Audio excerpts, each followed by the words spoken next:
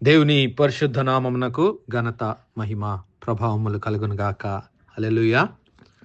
మరొకసారి ఈ అనుదిన బైబుల్ ధ్యానములకు మీ అందరినీ మన రక్షకుడు ప్రభువైన యేసు క్రీస్తుల వారి పరిశుద్ధ నామములో ప్రేమతో ఆహ్వానిస్తున్నాను. పిల్లారా, కల్వరి సిలువలో యేసు క్రీస్తు ప్రభుల వారు చేసినటువంటి బలి అర్పణ లోక కళ్యాణము నిమిత్తము, సర్వమానవాళి పాపముల నిమిత్తము యేసు క్రీస్తు ప్రభుల వారు దేవుని ప్రియ కుమారుడిగా వచ్చి దేవుని గొర్రెపిల్లగా లోక పాపమంతటిని కల్వరి సిలువలో మన కొరకు ఆయన భరించాడు.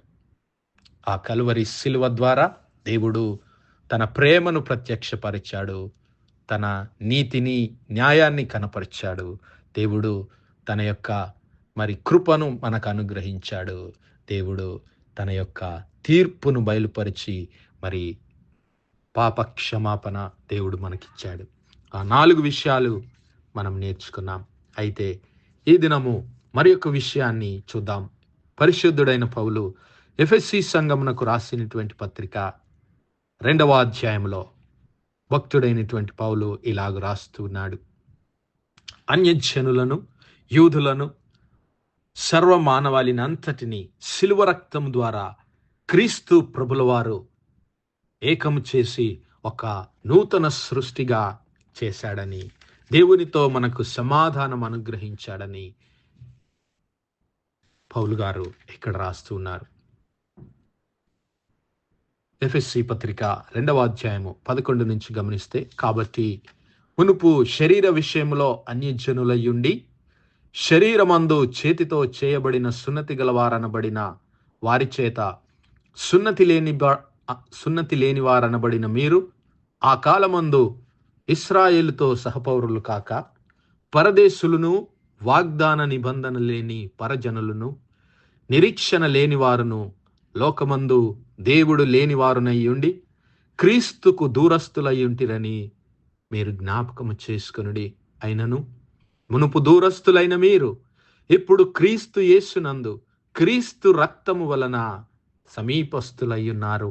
ఆయన అనగా క్రీస్తు ప్రభుల వారు మన సమాధానమయ్యుండి మీకును మాకును ఉండిన ద్వేషమును అనగా విధి రూపకమైన ఆజ్ఞలు గల ధర్మశాస్త్రమును తన శరీరమందు కొట్టివేయుట చేత ఆ మధ్య గోడను పడగొట్టి మన ఉభయులను ఏకము చేసెను.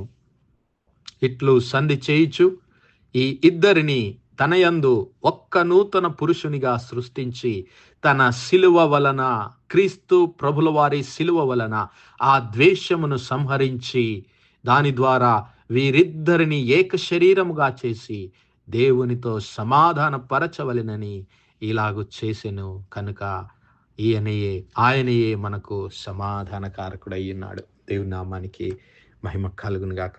పిల్లరా, నిన్నటి దినాన మనము ధ్యానించుకున్నాం. కలువరి సిలువలో దేవుడు తన కృపను మనకు కనబరిచాడు. దేవుడు తన క్షమాపణను మనకు అనుగ్రహించాడు. ఇదిగో ఏ భేదము లేదు, అందరూ పాపము చేసి దేవుడు అనుగ్రహించు మహిమను పొందలేక పాపము వలన వచ్చు జీతము మరణమునకు పాత్రులయ్యున్నప్పుడు సైతము దేవుడు మనలను ప్రేమించి క్రీస్తు ప్రభుల వారిని ఆ కలువరి సిలువలో మన కొరకు కరుణాధారముగా బయలుపరిచి ఎంతమంది అయితే క్రీస్తు ప్రభుల వారి నామమందు విశ్వాసం ఉంచుతారో వారందరూ దేవుని కృప చేత పాప క్షమాపణను పొందుకుంటూ ఉన్నారు. హల్లెలూయా. వారికి రావలసినటువంటి శిక్షనంతటిని దేవుడు తన ప్రియ కుమారుడైనటువంటి క్రీస్తు ప్రభుల వారి మీద మోపి క్రీస్తు ప్రభుల వారి ద్వారానే ఈ లోకమంతటిని దేవుడు తనతో సమాధానపరుచుకున్నాడు. హల్లెలూయా. పాత నిబంధన కాలంలో మనం పాత నిబంధన గ్రంథ కాలంలో మనం గమనించినట్లయితే దేవుని వాగ్దానములన్నీ ఆ ఇశ్రాయేలు ప్రజలకేనని, దేవుడు ఇశ్రాయేలు ప్రజలను ఏర్పరచుకున్నాడని, వారు ఎన్నిక చేయబడినటువంటి వంశమని వారు దేవుని సన్నిధిలో భావిస్తూ ఉండేటువంటి వారు. అయితే దేవుడు పక్షపాతి కాడు. దేవుడు తన సువార్తను ప్రకటించడానికి ముందుగా అబ్రహామును దేవుడు ఎన్నుకున్నాడు. అబ్రహాముకు దేవుడు తన సువార్తను ప్రకటించాడు. అబ్రహాము వంశమందు ఈ లోకమంతటిని, లోకములో ఉన్న మరి సర్వజనములన్నీ అబ్రహామునందు ఆశీర్వదించబడతాయని దేవుడు ముందుగానే మరి తన స్నేహితుడైనటువంటి, తన దాసుడైనటువంటి అబ్రహాముకు తెలియజేశాడు. కాబట్టి మరి అన్యజనులుగా ఉన్నటువంటి, దేవుని ఎరగనటువంటి ప్రజలను కూడా మరి దేవుడు అందులో భాగస్థులుగా చేశాడు. ఏ విధంగా అంటే, ఎంతమంది అయితే ఆ కలువరి శిలువలో తన పరిశుద్ధ రక్తాన్ని చిందించినటువంటి ఆ క్రీస్తు ప్రభుల వారి వైపు చూసి యేసు క్రీస్తు ప్రభుల వారి నామమందు విశ్వాసం ఉంచుతారో వారందరినీ దేవుడు మరి క్షమించి, వారి పాపములన్నిటినీ క్షమించి తన నిత్య రాజ్యమునకు వారందరినీ వారసులుగా చేశాడు. అందుకే ఇక్కడ పౌలు గారు అంటూ ఉన్నాడు, ఇదిగో మునుపు దూరస్తులైన మీరు ఇప్పుడు క్రీస్తు యేసునందు క్రీస్తు రక్తము వలన సమీపస్తులయ్యున్నారంటాడు. హల్లెలూయా. మునుపు దేవుని ఎరగనటువంటి వారైనటువంటి మీకు మరి క్రీస్తు ప్రభుల వారి ద్వారా దేవుడు తన కృపలో పాలిభాగస్తులవడానికి, మరి దేవునితో సమాధాన పడడానికి దేవుడు మరి యొక్క అవకాశాన్ని అనుగ్రహించి, మరి ఆ శిలువ రక్తము చేత మరి అన్యజనులు, యూదులు, మరి గ్రీకు దేశస్థులు ఏ భేదం లేదు, అందరినీ మరి క్రీస్తు ప్రభుల వారి నామమందు విశ్వాసం ఉంచి వారి అందరినీ మరి ఒక్క సృష్టిగా, ఒక నూతన సృష్టిగా ఏర్పరిచి దేవుడు తనతో సమాధాన పరుచుకున్నాడు. హల్లెలూయా. ఈ క్రీస్తు ప్రభుల వారు మరి ఆ కలువరి శిలువలో చిందించినటువంటి ఆ రక్తము వలన మరి ఇదిగో అన్యజనులకు, యూదులకు మధ్య ఉన్నటువంటి ఆ భేదమును, ఆ గోడను దేవుడు తీసివేసి అందరినీ మరి క్రీస్తు ప్రభుల వారి ద్వారా దేవుడు తన కుమారులుగా చేర్చుకుంటూ ఉన్నాడు. హల్లెలూయా. ఇదిగో విధి రూపకమైన ఆజ్ఞలు గల ధర్మశాస్త్రమును మరి క్రీస్తు ప్రభుల వారి యందు దేవుడు నెరవేర్చి, ఇదిగో ఆ మధ్య గోడ, ఆ రోజు అన్యజనులకు మరి యూదులకు ఉన్నటువంటి మధ్య గోడ ఏమిటి అంటే దేవుడిచ్చినటువంటి ధర్మశాస్త్రంగా ఇక్కడ చూస్తున్నాం. మరి అన్యజనులకైతే దేవుని ధర్మశాస్త్రము తెలియదు, యూదులకు దేవుని ధర్మశాస్త్రము తెలుసు.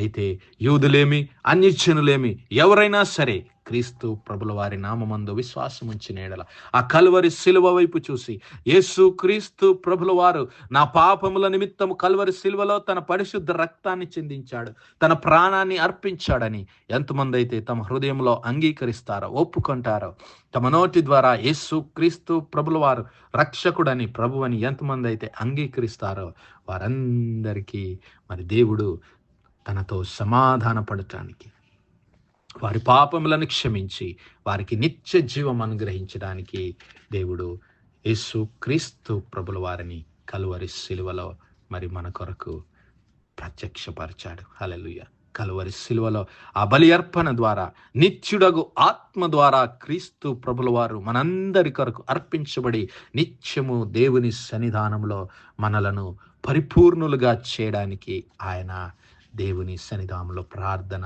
విజ్ఞాపనలతో మరి దేవుని సన్నిధిలో దేవుని కుడిపార్శ్వము వైపున ఆయన సింహాసనాసీనుడై ఉన్నాడు. మరి నా సహోదరుడా, నా సహోదరి, ఇంకా నీవు దేవునికి దూరస్తుడిగా జీవిస్తున్నావేమో, మరి ఇంకా నీవు దేవుని ఎరగనటువంటి అన్యజనుల వలె జీవిస్తున్నావేమో, ఈరోజే మరి నీవు నేను ఆయన కలువరి శిలువ చెంతకు రావాల్సినటువంటి వారమైనాం. ఆ కలువరి శిలువ చెంత మన పాపములను ఒప్పుకునే ఎడల క్రీస్తు ప్రభుల వారి పరిశుద్ధ రక్తం చేత మన హృదయాలను శుద్ధీకరించి, మన దోషములను, మన పాపములను, మన అతిక్రమములన్నిటినీ మన్నించి మనకు దేవుని క్షమాపణను ఆయన అనుగ్రహించి దేవుని రాజ్యంలో పాలిభాగస్తులు అవటానికి, దేవునితో సమాధాన పడటానికి దేవుడు మరి యొక్క అవకాశాన్ని మన జీవితంలో అనుగ్రహించాడు. అందుకే ఈ యొక్క మరి లెంట్ సమయంలో నీవు నేను దేవుని వైపు తిరగవలసినటువంటి వారమైనాం. ఆయన వైపు తిరిగి ఆయన అనుగ్రహించేటటువంటి క్షమాపణను పొందుకొని, ఆ కృపను పొందుకొని, క్రీస్తు ప్రభుల వారు కలువరి శిలువలో మనకు కనపరిచినటువంటి ఆ కృపను పొందుకొని ఆ యొక్క దేవుని సన్నిధానంలో పవిత్రులుగా, పరిశుద్ధులుగా జీవిద్దాం. ఆయన పరిశుద్ధాత్మను పొందుకొని ఆయన కొరకు ఈ లోకంలో మహిమగల సాక్షులుగా జీవిద్దాం. అట్టి కృప, అట్టి ధన్యత దేవుడు మనందరి జీవితాల్లో దయచేయునుగాక. ఆమేన్, ఆమేన్, ఆమేన్. ప్రార్థించుకుందాం. హల్లెలూయా, హల్లెలూయా, హల్లెలూయా, హల్లెలూయా. స్తోత్రము, స్తోత్రము, స్తోత్రము, స్తోత్రము, స్తోత్రములు తండ్రి. అత్యంత కృపాభరితుడువు, అత్యున్నత సింహాసనంపై ఆసీనుడవైన మా ప్రియ ప్రభువా, జీవం కలిగిన మా దేవ, సైన్యములకు అధిపతివాగు మా యెహోవా తండ్రి, కృపా కనికరములు గల మా ప్రభువా, సూర్యోదయం మొదలుకొని ఇంత మటుకు మా తండ్రి మీ చల్లనెక్కల నీడను భద్రపరిచి, అయా మరొకసారి మీ ప్రియ కుమారుడు మా ప్రభు అయిన యేసు క్రీస్తుల వారి పరిశుద్ధ నామములో దేవా మీ కృపా సింహాసనం యొద్ద ప్రార్థించడానికి సజీవ లెక్కలో మమ్మల్ని లెక్కించిన మీ ప్రేమకు వందనాలు, కృతజ్ఞతాస్తుతులు, స్తోత్రాలు స్తోత్రాలు స్తోత్రాలు చెల్లిస్తున్నామయ్యా.